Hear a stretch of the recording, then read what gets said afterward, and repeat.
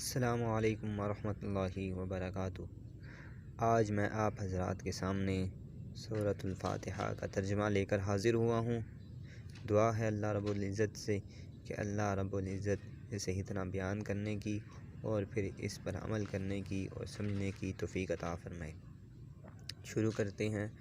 اعوذ باللہ من الشیطان الرجیم، بسم اللہ الرحمن الرحیم۔ الحمد للہ رب العالمین۔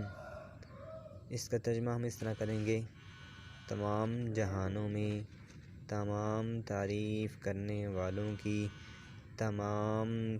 تمام تعریفیں اس اللہ رب العزت کے لیے ہیں جو تمام جہانوں کا رب ہے۔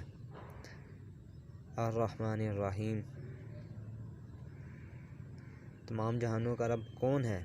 الرحمن، جو نہایت رحم کرنے والا ہے، غفور الرحیم ہے، رحمان الرحیم ہے، رحم کرنے والا ہے اور مہربانی کرنے والا ہے۔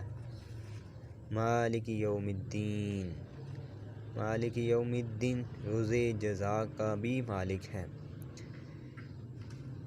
ایاک نعبد و ایاک نستعین۔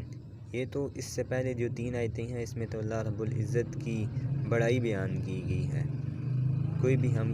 جب بھی ہم کوئی خطبہ بھی اگر دیں تو وہاں پر بھی یہی ہوتا ہے کہ ہم سب سے پہلے خطبے میں اللہ تعالیٰ کی حمد اور تعریف بیان کرتے ہیں، اس کے بعد جو ہمارا مقصود ہوتا ہے ہم وہ طلب کرتے ہیں۔ ایاک نعبد و ایاک نستعین، ایاک نعبد، ہم تیری ہی عبادت کرتے ہیں، و ایاک نستعین، اور تجھ ہی سے مدد چاہتے ہیں۔ اہدنا الصراط المستقیم، تو کہتے ہیں ہم کہ اللہ رب العزت ہمیں سیدھے راستے پر چلا۔ صراط الذین انعمت علیہم،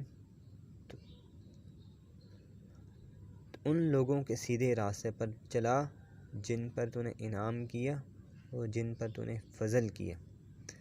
غیر المغضوب علیہم ولا الضالین، غیر المغضوب، نہ کہ ان لوگوں کے راستے کے اوپر چلا جن پر تو غصہ ہوا، جن سے تو مغضوب ہوا، جو تیرے غضب کے مستحق ٹھہرے، ان لوگوں کے راستے پر نہیں چلانا، بلکہ ان لوگوں پر راستے پر چلانا ہے جن پر تو نے انعام کیا، اور نہ ہی ان لوگوں کے راستے پر یا اللہ پاک ہمیں چلانا ہے جو گمراہ ہوئے، جو سیدھے راستے سے بھٹک کر دوسری راہ پر چلے گئے، ان لوگوں کے راستے سے بھی ہمیں بچا۔ یہ تھا ہمارا ترجمہ سورۃ الفاتحہ کا۔ تو انشاءاللہ اگلی ویڈیو میں ملیں گے نئی صورت کے ساتھ۔ السلام علیکم ورحمۃ اللہ وبرکاتہ۔